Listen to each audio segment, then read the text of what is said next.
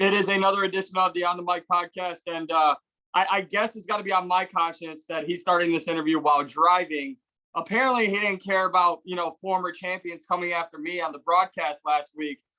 He is a good friend of mine, one of the best coaches in the sport. You can see him on ESPN, you can hear him on Sirius XM, and you can see him in the corner of several fighters that he works with. He is the one and only Dean Thomas. Sir, how are you? What's up, man? Yeah, I wanted to start this interview while I'm driving, man, for a couple of reasons. But the main reason is because I'm reckless and I don't give a damn about much.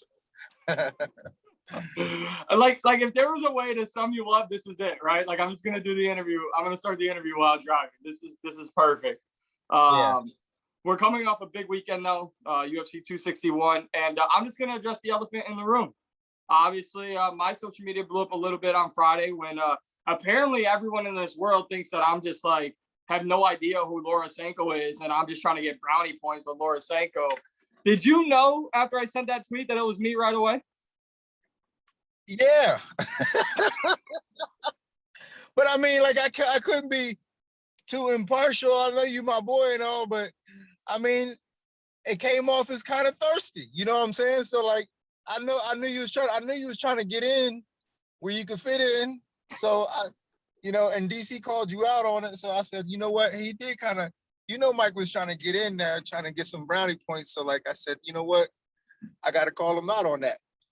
All right. Well, first off, Laura's been on this show before, so there's that. It's not like I'm just throwing some tweets out there to get her attention. Second of all, comparing what I said, right? You guys made her do some like putt-putt challenge in heels out of nowhere. Her BMF list was better than anyone's because she included Amanda Nunes, which kind of disappoints me. I thought, you had that. And then 3, her draft was so much better than all of yours. What? Her draft? She drafted like, I don't know who she had in there. She had like Matt Weidman. But I was like, all right, well, I hear DC going off on me. And then all I hear in the background is he just wanted some attention. And I was like, all right. So I had to get you on. We had to clear the air. I got to make sure we're still boys. Hey, but you know what? Listen, you got it. You know what I'm saying? That's the point. You got the attention. So like you got it. And I'm proud of you for that. You know what I'm saying? Like But now, like, here I am, right? I go on social media. I start calling out DC. I'll play him in Madden because obviously I didn't know what was going to happen to Chris Weidman, but I figured Weidman wouldn't be up to the challenge this week. And I was like, I'll take Chris's spot. No response from DC. And then Saturday night, who steals my shine? Jake Paul's got to show up, and he's got to steal the DC beef. Like, I didn't even get beef with DC for 24 hours. I know, man. That's the best. Hey, listen. Welcome to the fight game. That's the way this is, man. You know what I'm saying? It's very short. Like everybody has such a short time in this game. You know what I mean? Like 1 minute you're hot, next minute something else happens and you're not. And you're lucky Conor McGregor didn't want to get involved because he will steal your shine in a moment. You know what I'm saying? That guy plays chess, not checkers. Oh my God. Well, I do want to talk about the fights, but since you just brought him up, I got to get your real opinion on this. So Conor McGregor makes some headlines over the past week. He buys the bar in which he assaulted the old man 2 years ago and then bans that man for life, and then donates $500,000 to a Louisiana Boys and Girls Club, not Dustin Poirier's charity. Is this the old Conor McGregor mental warfare coming back? Yeah, pretty much. I mean, we're seeing he's crafty, man. Like that is crafty. It's almost like, it's super petty, but like, how much money does he have to really be able to do these things, man? It's really like in poor taste, you would have to suggest. Like he's like one day you're like, man, he's a nice guy. The next day you're like, really? Like, because really what it comes down to are intentions. Like, what are your intentions? And like, are you doing the right thing for the right reason? Or are you doing the right thing for the wrong reason? Are you doing, so I almost think like he did the right thing by giving that $500,000 to a charity, but the reasoning behind it was bad. Right. The reasoning was to spite Dustin. You know what I'm saying? To spite him. You know, buying a bar to ban a guy. I mean, it's pretty petty. It's pretty petty. I mean, props to the old man. The old man said he'd never walk into a bar that McGregor owns anyway, so he won't give a cent. But yeah, I mean, this is the definition of FU money, and I think a lot of, maybe not a lot of people, but I think when this McGregor Mayweather fight happened a few years ago, not only was it the best MMA fighter against the best boxer possibly of all time, depending on who you ask, but I think Conor really did this more for anything than to get the blueprint of Floyd Mayweather. How can he sustain success financially, whether he's fighting or not? And I really think kind of being entwined with Floyd for, that period of time, I think he was really just setting the stage up for after fighting. And when you're around Floyd, even though you're about to fight him, you see how he handles media, you see how he handles businesses. I mean, you're pretty much involved in this guy's life leading up to the fight. So that's what I think. But yeah, I think it's definitely changing the tone on this July 10th trilogy fight. But you're a guy who knows Dustin. I'm just curious, what do you think? Do you think Dustin just kind of looks the other way and is like, man, whatever, this dude's being a clown? Or do you think this might kind of impact him? I mean, he can't let it impact him, like, I don't know how Dustin reacts to that. I don't know how I would react to that, because because like on one hand, you're like, well, at least he gave to charity, a good cause. I mean, that's the important thing, is he gave to a good cause, but he still did it to spite him, and he still didn't honor his promise to give Dustin the money. You know what I'm saying? So like, to me, I find it to be very petty, and I don't know how Dustin should respond to it, or how he will respond to it. But what he has to do is just let it go. Yeah. At the end of the day, like, the only thing he can do is let it go. He can't let that bother him, because he should just see it as, what, he gave to a good cause, and then just let it ride, because we all know why he did it.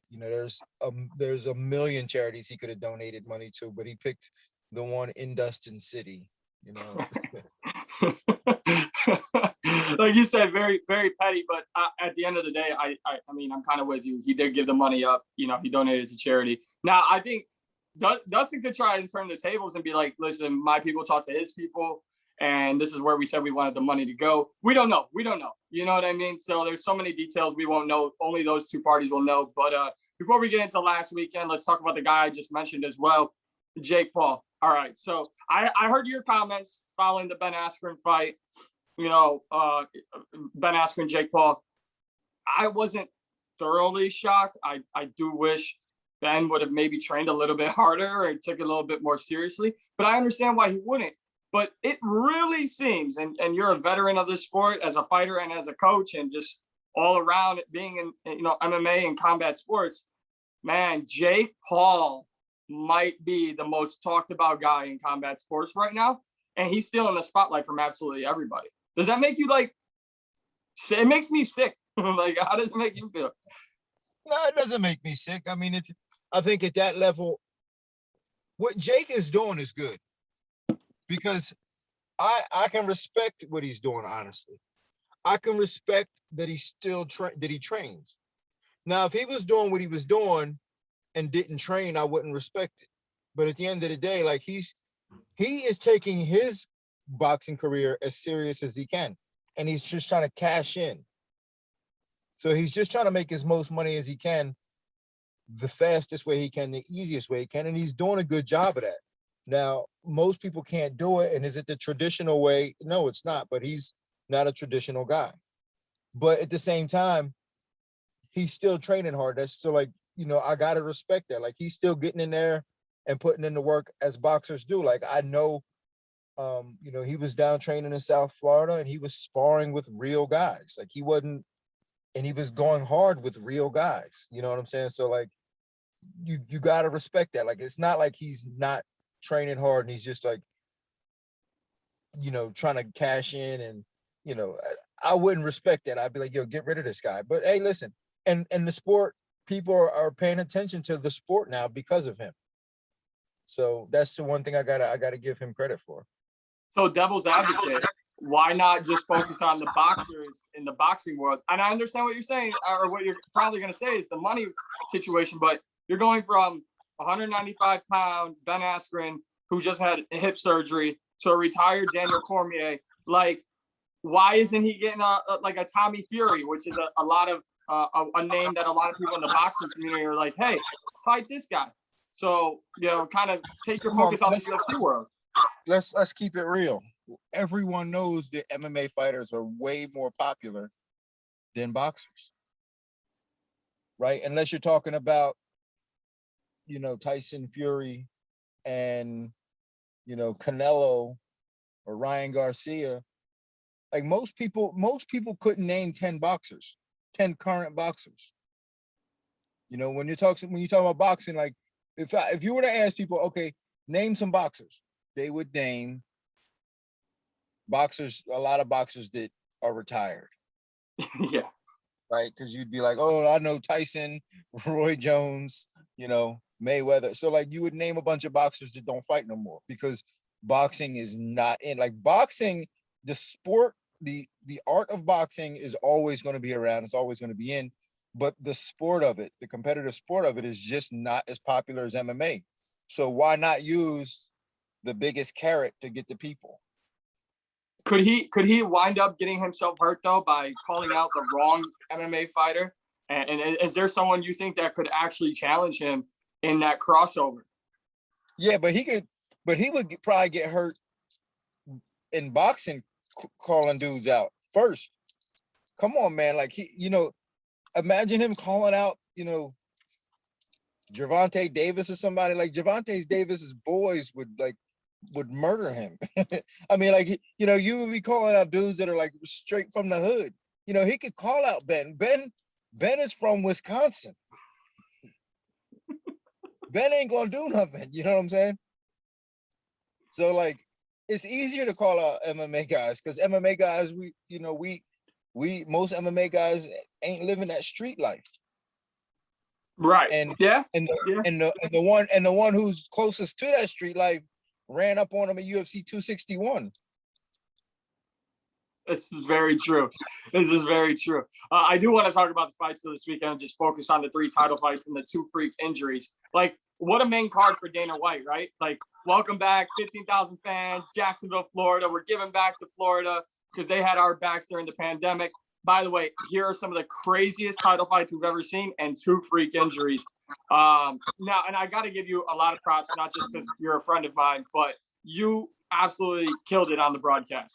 I hope when Trevor Whitman's not there, I actually hope you kind of take Trevor Whitman's spot. Yeah, I like Trevor Whitman, but as a friend, I mean, you did amazing work during the pay-per-view and the entire event. With that being said, where were you? Were you backstage? Were you sitting K-Set? Where were you during the broadcast? I was right next to the guys. So I sit right next to them. So in the 2 injuries, we'll start with the Jimmy Crute one. I think a lot of people thought Michael Chandler right away if they'd watched the sport. It was very, very Jimmy Crute-esque to try and fire himself up. And then as soon as he took that second step back, everything just went out. I was thoroughly impressed with, the strength of him to last out that round. What did you make of that? I mean, beautiful kick by Anthony Smith. I mean, nothing more you can say about that. But also to that, talk about the injury, but also how can you evaluate a guy like Anthony Smith after that fight? People could say freak injury, but it's a perfect kick. No, I mean, I don't even want to talk about the kick being like the reason that happened. I mean, if you want to, in terms of evaluating Anthony Smith, I mean, you have to look at what was leading up to that kick and what was going on in the fight. And his jab was magnificent. So like, in terms of evaluating Anthony Smith, he was winning that fight, and he was just outclassing Jimmy Crute. Now, I mean, he wasn't dominating Jimmy Crute, but he was outclassing him. So the fact that he kicked him and that dead leg happened, I mean, that's just one of those things, man. Like, that just happened. I think Anthony Smith was on his way to winning that fight anyway, just based on the direction that fight was going up until that point. Well, the only thing that did surprise me, though, and this is not really a knock on Anthony Smith, was like when my man's leg went dead, like, how did you still let him take you down? I'm like, wait a minute. He can't even walk and he still took you down. So, but I mean, Anthony Smith was on his way to winning that fight. I think he showed that he was a little bit more experienced than Jimmy Crute. And I think that was the biggest factor, was that he was a little bit more experienced, and he was fighting a better fight up until that point. But, you know, Jimmy Crute still has a lot to learn. He's 25 years old. I mean, he's got a lot to learn and some maturing to do and figuring himself out a little bit. But like talent-wise and skill-wise, he's obviously, you know, has all the potential in the world. It's just he's not ready yet mentally. Yeah, I mean, before you started working there, and when I was still at SiriusXM, I had a huge thing with Jimmy Smith, because I'm a big Jimmy Crute guy, but I'm also an Anthony Smith guy. So this past weekend, I stayed quiet. I didn't go one way or another. But to see kind of the respect that they both had for each other, I know Jimmy Crute was on with the guys at Submission Radio today, and he said, like, him and Anthony shared a drink after the fight, and he learned a lot from him because they shared a drink and they were just talking about the game plans and stuff. So you love to see that. Now, for me, I guess the big question is, I think, as you said, Anthony Smith was winning that fight. He looked great. His jab looked phenomenal. This is a guy who I think could have taken away from his fight against Glover and some of the fights that haven't gone his way recently. Would you say Anthony Smith's still a contender at 205? Yeah, I still think so. I mean, because Jimmy Crute is a good win. Like, Jimmy Crute is no joke. So for him to win that fight and to look the way that he did shows that he still has some steam left. And, you know, that division is pretty, you know, there's no one right now head and shoulders above everyone else in that division right now, you know. So I think that, you know, a lot of those guys can, you know, they can go back and forth. And I think, you know, Anthony Smith is right up there with the rest of them. You know, I mean, he showed I mean, he's got 51 fights. He showed that he can hang with anybody. So, you know, I'm looking forward to seeing what else he can put together. I mean, he still has a lot of time. As long as his body isn't 51 fights in. Right. Which is but he didn't look it. So, so you never know. Like, he's 32 years old, 51 fights, a lot of experience, ton of heart. He's a good guy. He seems to be in a good place in life right now. So, like, you know, when he had that losing streak, like Glover and those guys, I think he didn't seem to be in that good of a place in life. You know, like, he might have had too much going on, but he seems to be in a good place in his life right now, and it's showing in his performances. Yeah, I mean, he had the home invasion, I think, 2 weeks before the Glover fight. So, and he still took the fight. You know, so that says a lot of Anthony right there. Let's move forward. Obviously, the most grotesque thing of 2021, you know, is the Chris Weidman Uriah Hall fight. Do you remember Anderson and Weidman when that happened, and your initial thoughts? Did you ever think you'd see that again? You know, the funny thing about that is, I hope you can still see me. I'm on the move, Mike. I'm on the move. No, so the funny thing about that, and it's not really funny, is that, so that's happened 3 times in the UFC, that leg injury. 2 of them, Chris Weidman was involved in. Yeah. At the same time, 2 of them, I happened to be at the arena when it happened. I was there when it happened to Corey Hill. So, can you still see me? Yeah, no, I was gonna say, do we blame you or do we blame Weidman? I don't know, man. I'll tell you what, though. I mean, so you asked if I thought that I'd ever see it again. I'm hoping I'll never see it again. You know, when I saw that happen to Corey Hill, I was like, man, I don't ever want to see that again. Happened to Anderson, I don't ever want to see that again.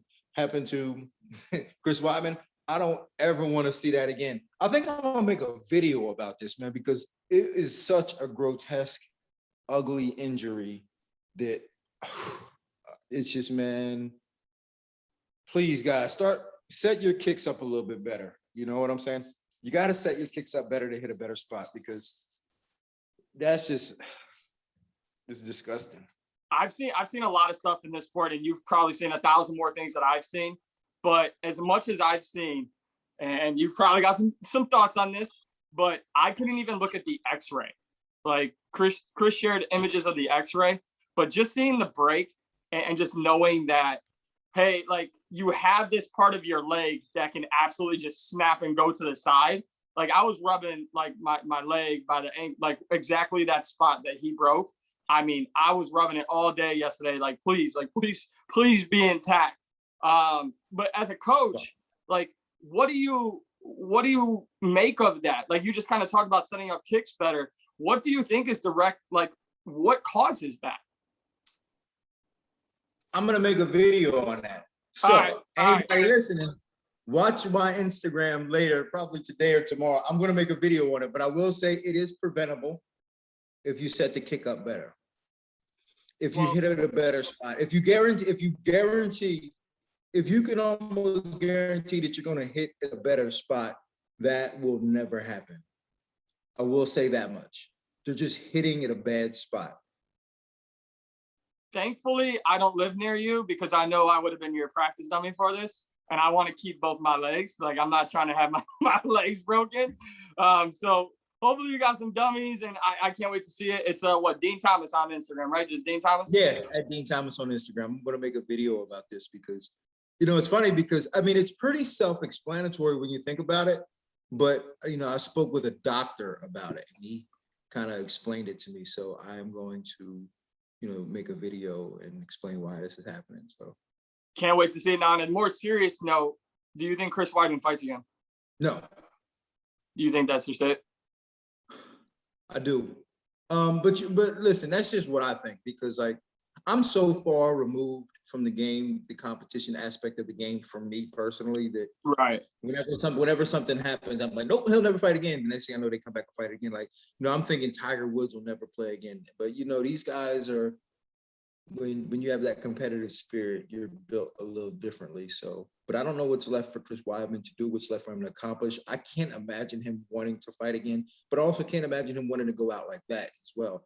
I mean, he hasn't had a good run in his last 6 or so fights. He's like 1-5 or 1-4 in his last few fights. And I'm sure he was looking to get back on track.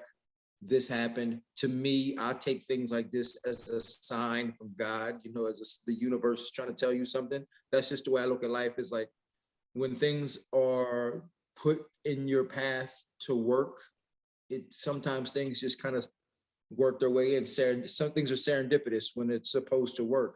And I think the opposite too, when you're not supposed to be doing something, I think you're just put with way too many challenges, and it's like the universe saying, hey, listen, this is not the direction you're supposed to go. You need to turn left. And I think that's where he's at, but who knows, man? Maybe I'm wrong about that. Well, I know he had said to Ariel Helwani before the fight that he thought he had about 4 fights left. He thought he would win this fight. He thought he would win another, then challenge Adesanya for the belt. And if he won the belt, which he believed he would, he said he'd have 1 title defense and then he was out. So, I mean, following what he said, it'd be very hard. But I guess the one thing before we move on to the title fights is how do you fight that inner battle of as a fighter of, man, I'm not trying to go out like that. I'm a former champion. I mean, it's hard to argue. He's a future Hall of Fame, in my opinion. So I don't want to go out like that. I've had a much better career, and you know how the fight game works. It's how good were you in your last fight? As a guy with the name Chris Weidman, I kind of agree with you. Don't want to go out like that. But how do you fight that inner battle with yourself? It's like anything else, man. It's like fighting an addiction. How do you fight an addiction? Right. You gotta find something else to get addicted to. You gotta substitute this with something hopefully a little bit more positive. And really what it is these guys are very competitive, and they're addicted to competition and addicted to the game, and they need to find something better to do. And that's one thing I always tell people. I remember talking to Eve Edwards when he retired, Darren Oyunama when he retired. These guys were like, yo, how did you do it? And I was like, you got to find something else, something else that'll kind of it'll quench your thirst for competition, because when you get competitive, you need something, and these guys don't really have it. I think his timeline too is going to play a big part in this. I mean, he's saying I think it's like 8 to 12 weeks before he can even put weight on that leg. So when you start looking at that, you know, I'm not sure when I think he's 36. I'm not sure when he turns 37, but when you start looking at that timeline, you know, it doesn't, you know, bode well for his fighting future, but we'll see. So let's get to the 3 title fights here, Dana, and I appreciate your time. We'll start with Valentino Chavchenko. I mean, Dana doesn't want to make the trilogy between him and Amanda, or between her and Amanda. I don't think Dana's fighting Amanda anytime soon. But Valentina and Amanda, you know, Amanda's 2-0, but right now I kind of agree with what Dana said. Why not just let them kind of have their own paths and be great in their respective divisions for their careers? Would you want to see them run it back a third time, or are you kind of in agreement with Dana? I'm in agreement with Dana. Like I've always said that Amanda doesn't need to prove anything to her. It's almost like, you know, when do you leave her alone and go, all right? I mean, and I remember Volkanovski said this about Max Holloway. He's like, how many times are we gonna just keep fighting until he finally beats me? Is that what this is about? I was like, you want them to just keep fighting until she wins one? You know, like, you know, when the old saying is like, you know, if we fought 100 times, you're gonna win this many. Like, what do you want them to fight 100 times so that she could finally get a win? But I feel the same way. And I almost think like it wouldn't, because Amanda's, let's face it, Amanda's kind of at the end of her career. Like there's nothing she needs to prove. She's the greatest of all time. She's at the end of her career. And for her to beat Valentina again would only make Valentina look worse.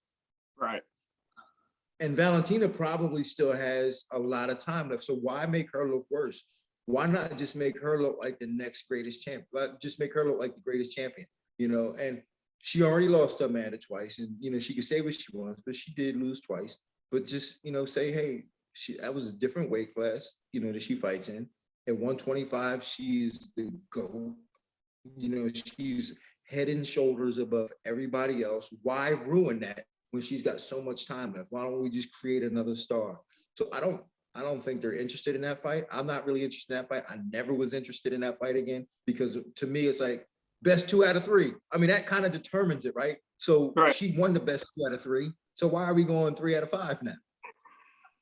Then it'd be 4 out of 7. Yeah, and then let's do it again.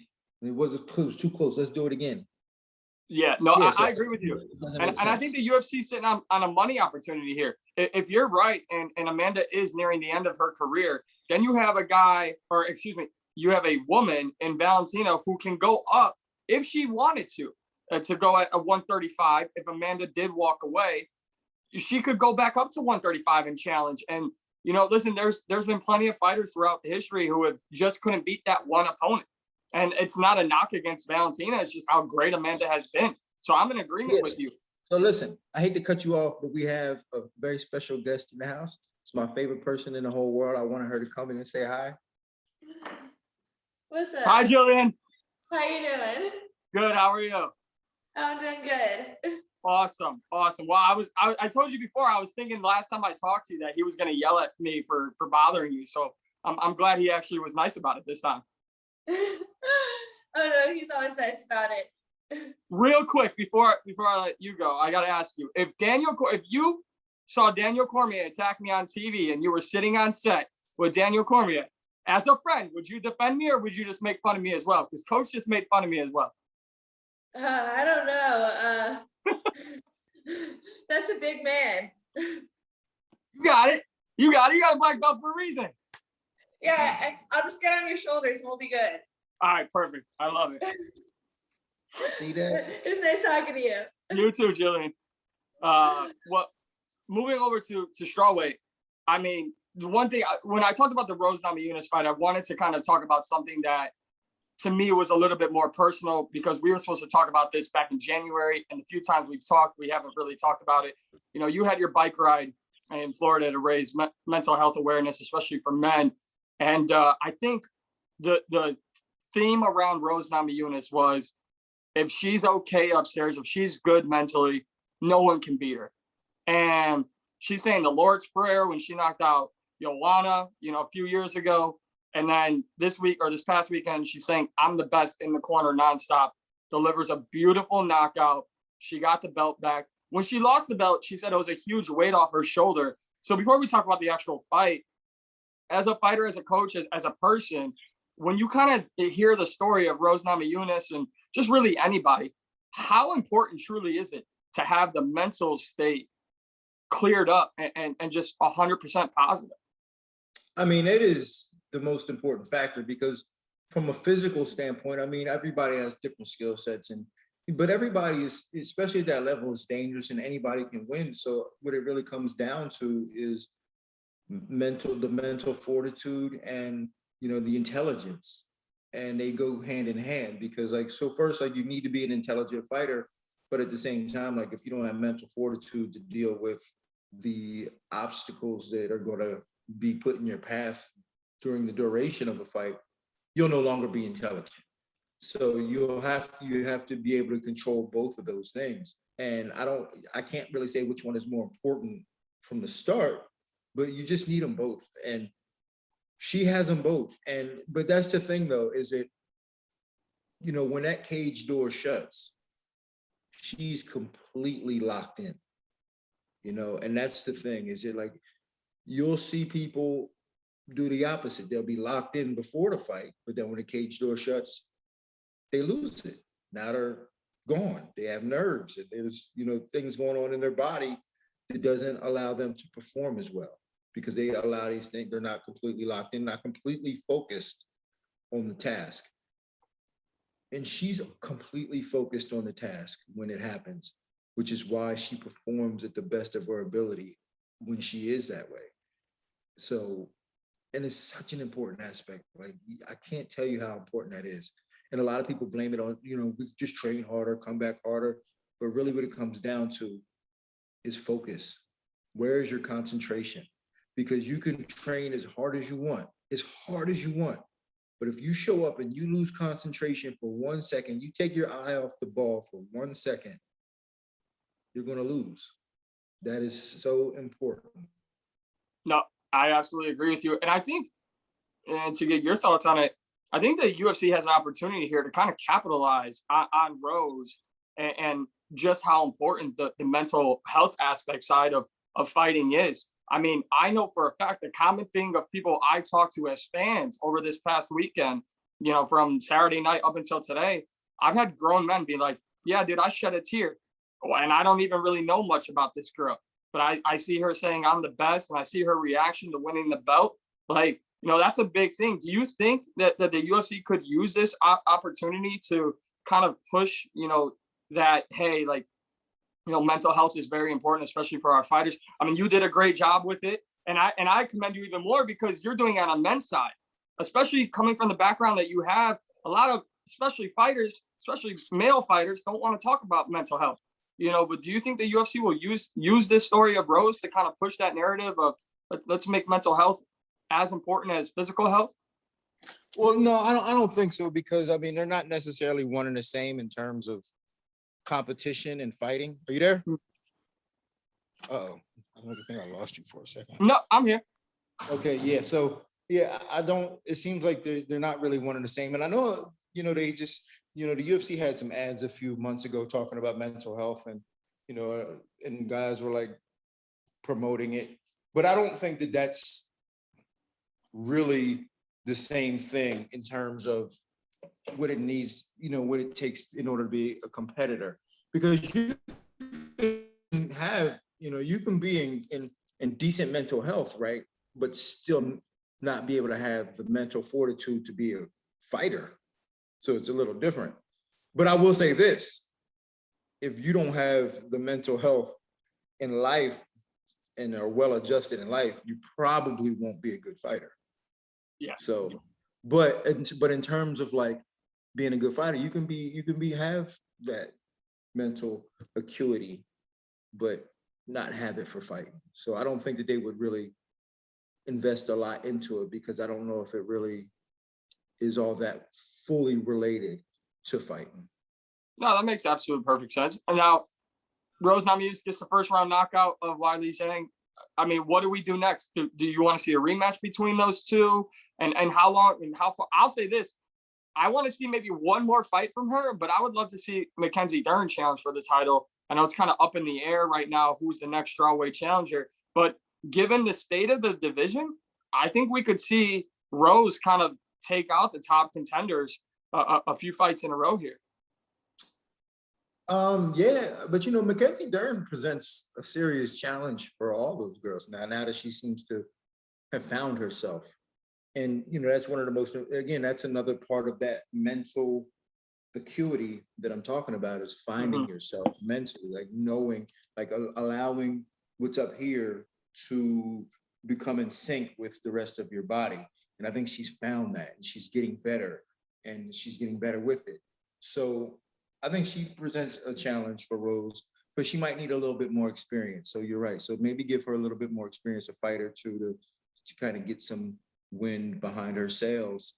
But so in the meantime, I wouldn't be mad at running it back with Weili Zhang, because when you look at those first round knockouts like that, there's almost an element of, this is going to sound bad, but I don't want it to sound bad to take away from Rose.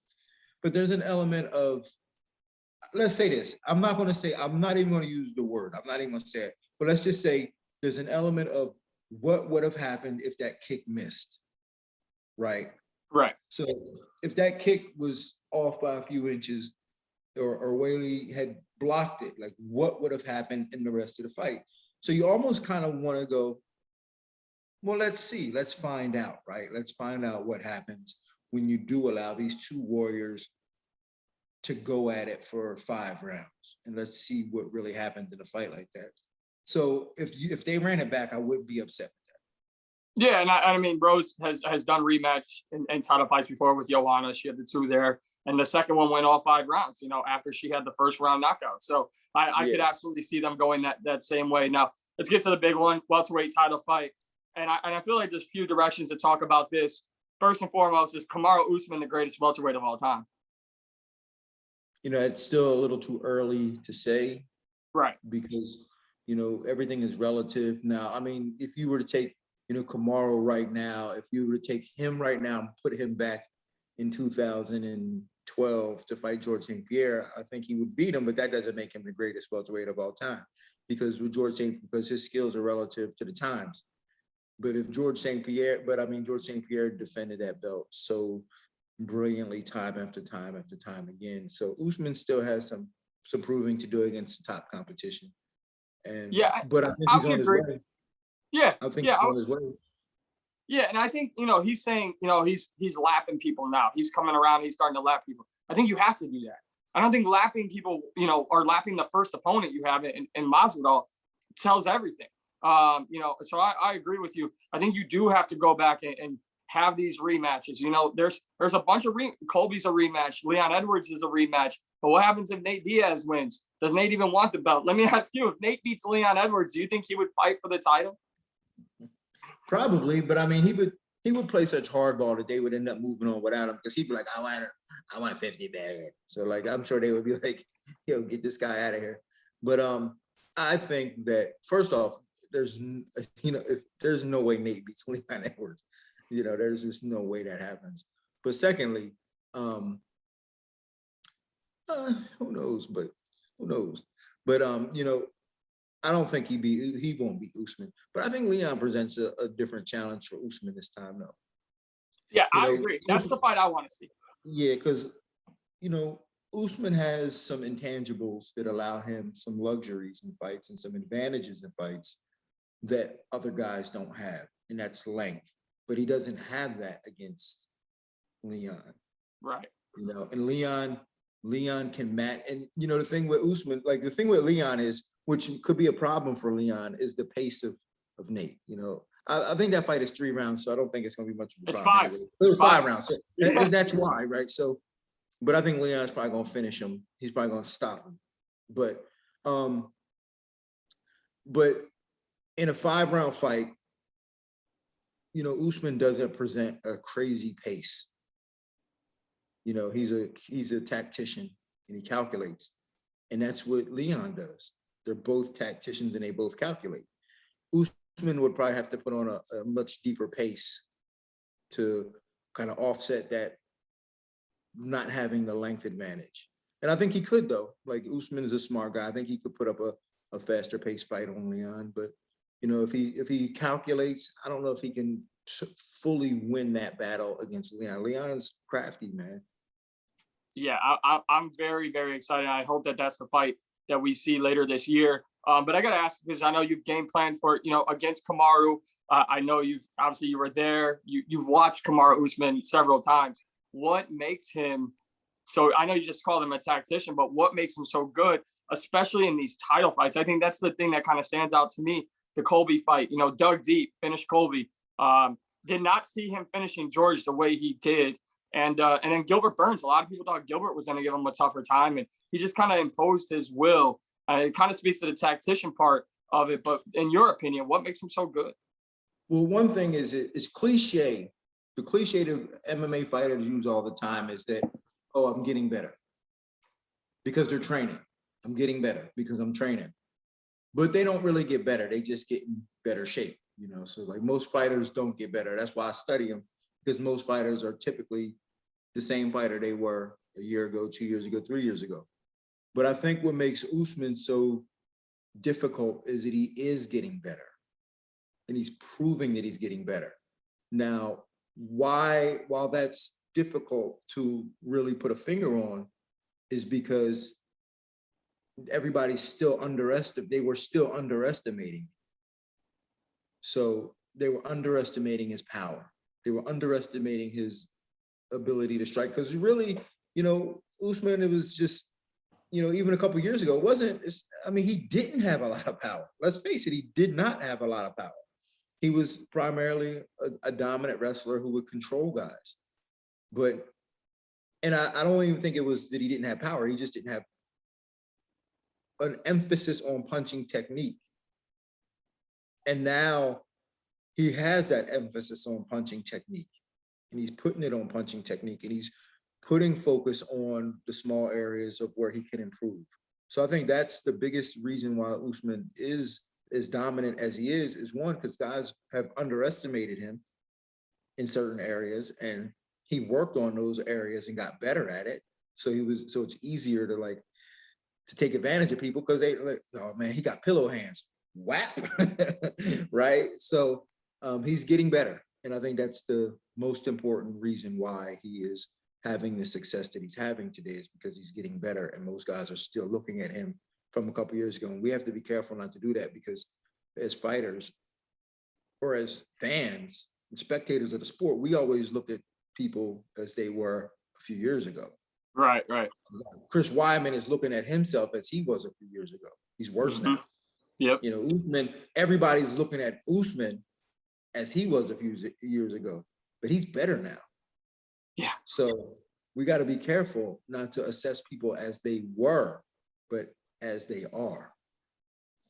That's beautifully said. Now, I got to ask, because I was getting tagged in it because you tweeted at me after the whole deal. Did the Usman fans leave you alone after what happened, during the interview? I was seeing all these tweets towards you, and I was like, Jesus, relax. It's not that serious. I know. It's there's bigger problems in the world. There's bigger problems in the world than me calling him Marty. And it was just kind of a thing, because I remember Ben Askren used to do that to him all the time. He'd be like, man, I'm not Marty. And Ben would be like, Marty. right. Yeah, because, and I remember, not to bring up bad memories, but when Tyron was getting ready to face Kamaru, Ben Askren was in the locker room, and I actually still have the screen grab, and it's like Usman's behind Ben, and Ben looks at the cameras on UFC Embedded, and he's like, that's Marty. I get it. But, I think Kamaru, he's definitely earning a lot more respect.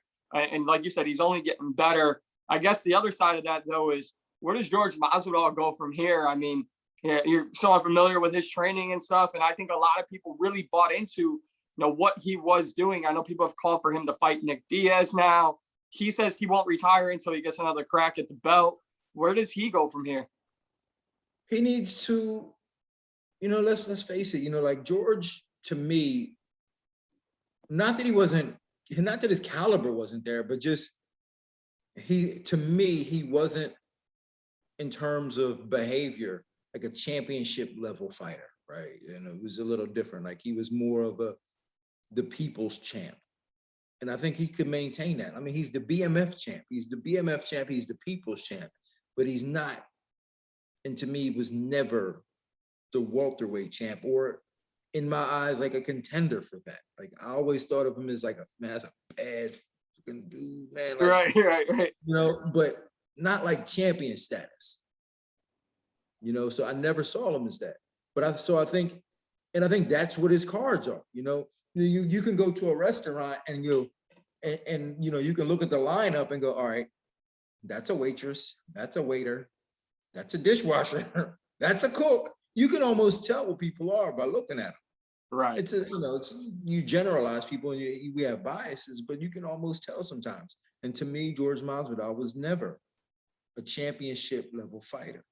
He was a BMF level champion, and just a dude that was going to give everybody problems and a fan favorite. And I think he needs to get back to that. You know, there's nothing wrong with that. You know, there's absolutely nothing wrong with that. I mean, to me, that's just where he is. Yeah, and I think there's plenty of great fights out there. You could run it back with Nate. You could have Nick. Maybe if McGregor's seriously about going up to 170, like just start having these fun fights. There's probably plenty of lightweights that want to move up to welterweight as well. So I don't think George is out of opponents, you know, in his future, but it'd be interesting to see where he goes moving forward. I think it would be somewhat ignorant of me to ask, and I know you're not his manager, but I will ask, does Tyron fight again? I think so.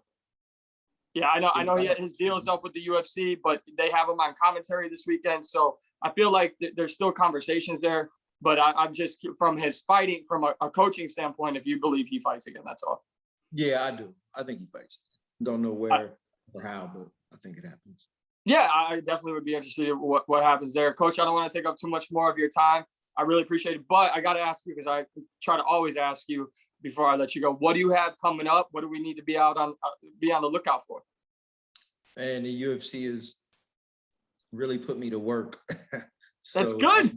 Yeah, it's great. I love it. But so first and foremost, from 3 to 5 every day, you can listen to me on ESPN West Palm. Just if you have smart speakers, just say, hey Siri or hey Google, play ESPN 106.3. Just say that and we'll come on 3 to 5 Eastern time every day. Thursdays, I'm on MMA Today from 12 to 2 on a Sirius Radio, MMA Today on Sirius Radio. And then the UFC, I got the Dean Diaries coming out with Michael Chandler. That'll be released right before his fight against Charles Oliveira. And I'm doing the weigh-in show for UFC 261, and I think I may be working a desk in a couple weeks too. So like I'm working a lot, man.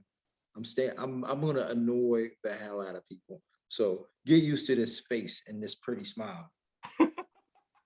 Well, I'm going to be careful whenever I tweet when you're on the broadcast now, because I'm going to just, I don't know. I don't want to be starting any more beefs. You know, I thought DC was like a man of the people. So I thought he may have kind of entertained it for a minute. I thought he might have taken it up on the Madden challenge. But like, see, here's the issue.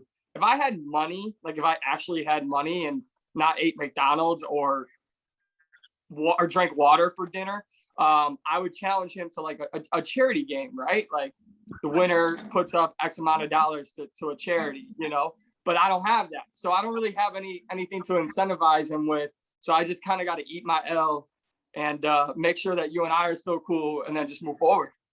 Man, sometimes you just got to eat the L, man. Seriously, you got to be able to take the L and live with it, man. Like it happens to us all. You know what I'm saying? Like I've taken so many L's in my day. It happens to us all, man. You just gotta be able to eat it and keep going. Are you still looking for a fight? Yeah, in fact, we're looking for a fight in Houston as well. So, we're looking for a fight in Houston, and then come check out my after party after the event, 262 in Houston, with me and Eric Anders is throwing a party. I gotta find a way to get to Houston. So come check that. I'm gonna have to book a flight to Houston. It's gonna be, as the kids say, lit. No cap.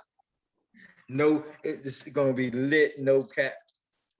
Coach, really appreciate your time. Like you said, they can hear you on ESPN West Palm. They can hear you on Sirius XM, Fight Nation. By the way, if I was still working there, hands down, I know I would never be able to work without getting made fun of.